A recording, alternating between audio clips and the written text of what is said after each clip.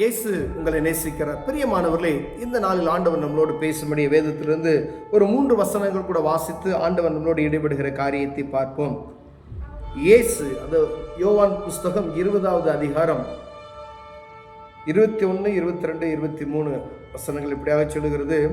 இயேசு மறுபடியும் அவர்களை நோக்கி, உங்களுக்கு சமாதானம் உண்டாவதாக.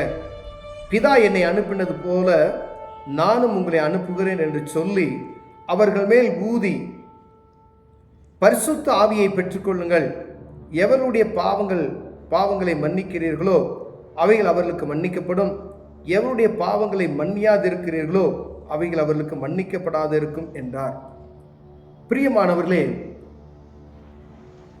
ஆண்டவருக்கு இணையாக அவருக்கு இணையாக இங்கே ஒரு காரியம் ஊழியர்களுக்கு கொடுக்கப்பட்டிருக்கிறதை நாம் புரிந்து கொள்ள முடிகிறது. பிரியமானவர்களே, வாரத்தின் முதல் நாள் அன்றைய தினம் சாயங்கால வேளை சீசர்கள் கூடியிருந்த இடத்தில் யூதர்களுக்கு பயந்து கதவுகள் பூட்டப்பட்டு இருக்கையில் இயேசு வந்து நடுவே நின்று, உங்களுக்கு சமாதானம் என்றார். அந்த யூத ஜனங்களுக்கு சீசர்கள் பயந்து ஒரு அறையிலே கதவுகளை பூட்டி உட்கார்ந்து இருக்கும் பொழுது ஆண்டவர் அங்கு வந்து பிரசன்னமாகிறத ஒரு காரியத்தை எழுதப்பட்டு இருக்கிறது. அப்பதான் சொல்றாரு, நான் செய்தது போல நீங்களும் செய்யுங்க. பரிசுத்த ஆவியை அவர்களுக்கு கொடுத்து, நீங்கள் எவருடைய பாவங்களை மன்னிக்கிறீர்களோ அவர்களுக்கு அந்த பாவம் மன்னிக்கப்படும். எவருடைய பாவங்களை மன்னியாது இருக்கிறோ அவருடைய பாவங்கள் மன்னியாதிருக்கும்.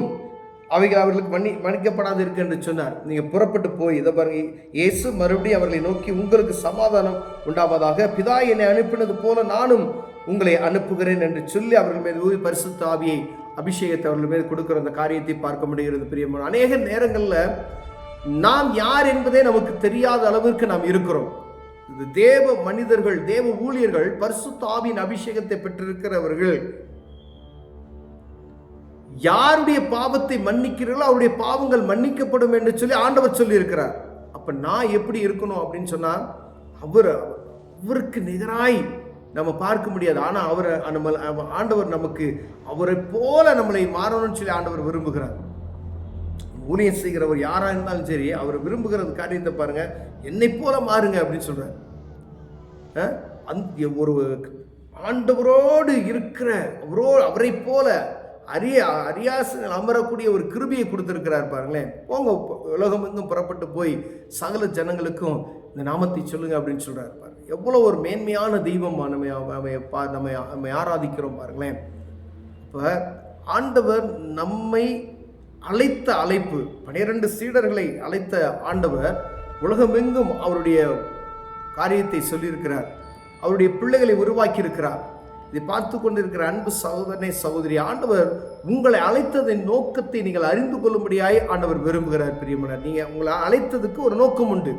நீங்க ஆண்டவரை தெரிந்து கொண்டதுக்கு ஒரு நோக்கம் உண்டு. இந்த பூமியில இருக்கிற எல்லா ஜனங்களும் ஆண்டவர் நேசிக்கிறார். ஆனா அவர்கள் அறியாமல் இருக்கிறார்கள், நாம் அறிந்திருக்கிறோம். எல்லா ஜனங்களையும் ஆண்டவர் நேசிக்கிறார். அதனால தான் என்ன சொல்றாரு ஆண்டவர், உங்களை விசுவாசத்தில் இருக்கிற நீ அழைச்சிக்க வா, உங்களுக்கெல்லாம் இந்த காரியத்தை போய் சொல்லு அப்படின்னு சொல்லிதான், என்னை பிதா அனுப்பினது போல நான் உங்களை அனுப்புகிறேன். பிதா அனுப்பும் பொழுது அவர் பாருங்க, எல்லா பாடுகள், பிரச்சனைகள், சமாதானம், எத்தனை காரியங்கள் வந்துச்சோ அத்தனை காரியங்கள் நமக்கு வரும். ஆனா அவர் என்னை அனுப்பினது போல நான் என்ன செய்யறேன், உங்களை அனுப்புகிறேன். நான் ஏன்னா இந்த உலகத்தை நான் ஜெயிச்சுட்டேன், நீங்க போங்க போய் சுவிசேஷத்தை அறிவிங்க அப்படின்னு சொல்றார். இப்ப சுவிசேஷத்தை அறிவிப்பதற்கு நாம் எவ்வளவு ஜாக்கிரதை உறவுகளாய் நாம் காணப்படுகிறோம் என்பதை பார்க்கும்படி ஆண்டவர் உங்களோடும் என்னோடு பேசுகிறார். உங்களுக்கு கிடைக்கப்பட்ட இந்த காலத்துல நேரத்தை பயன்படுத்திக் கொள்ளும்படியா பாருங்களேன், உங்க பிதா என்னை அனுப்பினது போல நானும் உங்களை அனுப்புகிறேன் என்று சொல்லி ஒவ்வொருவரையும் அனுப்புகிறார். அவர் தான் நீங்க தெரிஞ்சுக்கணும், சீசர்கள். அப்ப ஆண்டவர் பூமியில் இருக்கக்கூடிய ஒவ்வொரு மனிதனும் பரிசுத்தவானாய் மாறுபடி அழைக்கப்படுகிறார் என்பதை நாம் புரிந்து கொள்ளணும். ஆனா அவரை போல அவர் பிரசங்கிக்கணும், அவரை போல பரிசுத்தமாய் வாழணும், அவரை போல இருக்கணும். நீங்க ஒரு மனுஷனுடைய பாவத்தை மன்னிப்பதற்கு அதிகாரத்தை கொடுக்கிற ஒரு சர்வ வல்லமையுள்ள தேவனை ஆராதிக்கிறோம் என்பதை புரிந்து கொள்ளும்படி அழைக்கப்படுகிறோம் பிரியமானவர்களே. அப்ப நான் எப்படி இருக்கணும் என்பதை நான் முதல்ல நிதானித்து பார்க்கும்படி அழைக்கப்படுகிறேன். என்னை சீர்படுத்துவதற்கு நான் ஆண்டவரை அறிந்து கொண்ட ஒரு மனிதனாய் இருக்கிறேன். நான் ஆண்டவரை அறிந்திருக்கிறேன். நான் எப்படி இருக்கணும், அவரை போல நான் மாறணும், என் பேச்சு மாறணும், நடம் மாறணும், எல்லா விதத்திலையும் குணநலங்கள்லாம் மாறணும் என்ற ஒரு உணர்வு எனக்குள்ள காணப்படுகிறதாய் பார்க்கும்படி அழைக்கப்படுகிறோம். ரெண்டாவது, நீங்க ஊழியம் செய்வதில் நீங்க தவறி போது அவர் அனுப்பினது போல அவங்க தெரிந்து கொண்டுட்டார் அப்படின்னா, நான் பேருக்கு கிறிஸ்தவன், அந்த அங்க பாருங்க, யூதர்களுக்கு பயந்து தான் அங்க இருக்கிறாங்க ஜனங்கள். அப்ப கிறிஸ்தவர்களுக்கு மத்தியில் இருக்கக்கூடிய ஒவ்வொருவரும் நம்ம என்ன செய்யணும் அப்படின்னா, கிறிஸ்தவன் என்று சொல்லுகிறோம், கிறிஸ்துவை அறியாமல் தான் இருக்கிறோம். ஆனா அவங்க என்ன செய்யணும் அப்படின்னா, நீங்க போய் சகல ஜனங்களுக்கு சுவிசேஷத்தை அறிவிக்கணும், உலகத்துக்குள்ள போங்க, நான் என் பிதா என்னை அனுப்பினது போல நான் உங்களை அனுப்புறேன் அப்படின்னு சொல்றாரு. பாருங்க, நீங்க பயப்படாம கடந்து சென்று எல்லா ஜனங்களும் ரட்சிக்கப்படணும். அதாவது என்னை போல மற்றவங்க பிறரை நேசி. அப்ப அந்த உணர்வு எனக்குள்ள உங்களுக்குள்ள இருக்கும் பொழுதுதான் மற்றவங்களுக்கு நான் சுவிசேஷத்தை அறிவிக்க முடியும். அதாவது துன்பத்தில் இருக்கக்கூடிய ஒரு ஜனங்களுக்கு ஏதாவது ஒரு காரியத்தை செய்ய முடியாது, நன்மை செய்ய முடியாது. ஆண்டவர் இந்த பூமியில் இருக்கும்போது என்ன செய்தாரோ அந்த காரியத்தை வெளிப்படுத்தக்கூடிய குருவி ஆண்டவர் நமக்கு கொடுத்திருக்கிறார் என்பது புரிந்தவர்களாய் தேவ சமூகத்தில் அமர்ந்து நேரங்களை அவர் சமூகத்தில் செலவிடும்படி அழைக்கப்படுகிறோம். பிரியமானவர்களே, நீங்க என்ன வேலை செய்யலாம், நீங்க என்ன வேணாலும் செய்யலாம், பிசினஸ் பண்ணலாம், ஏதோ ஒரு காரியத்தை செய்றீங்க. ஆனா ஆண்டவருக்கு கொடுக்க வேண்டிய கனத்தை, அவர் உங்களுக்கு சொன்ன வார்த்தை, உங்களை தெரிந்து கொண்டதுக்கு ஒரு நோக்கம் உண்டு. அந்த தெரிந்து கொண்ட நோக்கத்தை நிறைவேற்றும்படியால், ஏன்னா ஒரு மனிதன் கெட்டு போகாதபடி நித்திய ஜீவனை பெற்றுக் கொள்ளும்படியாவே ஆண்டவர் விரும்புகிறார். அப்ப அந்த காரியத்தில் ஆண்டவர் என்ன சொல்றாருன்னா, நான் உன்னை அனுப்புறேன், அப்படி நீ தெரிஞ்சு கொண்டது போல மற்றவர்களை தெரிந்து கொள்ள வைப்பதற்கு நீ என்ன செய்யணுமோ அந்த காரியத்தை செய் என்று ஆண்டவர் சொல்கிறார். பிரியமானவர்களே, ஒருவேளை நான் ரட்சிப்பின் அனுபவத்தை பெற்றுக்கிறேன், நான் நல்லா இருக்கேன், நான் இந்த உலகப்புறமான எல்லா பாவ காரியத்திலிருந்து விடுதலை பெற்றேன் அப்படின்னு சொல்லி நான் மட்டும் நல்லா இருக்கணும்னு நினைக்காதபடிக்கு மற்றவர்களை ஆதாயப்படுத்தி பரலோகத்துக்கு அவர்களை ஏற்ற ஜனங்களாய் மாற்றும்படி ஆண்டவர் அதற்காகவே பிரித்தெடுத்து நம்மை அனுப்பியிருக்கிறார் என்பதை புரிந்து கொள்ளுங்க. எப்படி சீசர்களை அனுப்பினாரோ அதே வார்த்தையை தான் நமக்கு, நான் ஆண்டவரை ஏற்றுக்கொண்டானா என்னை அனுப்புகிறார்.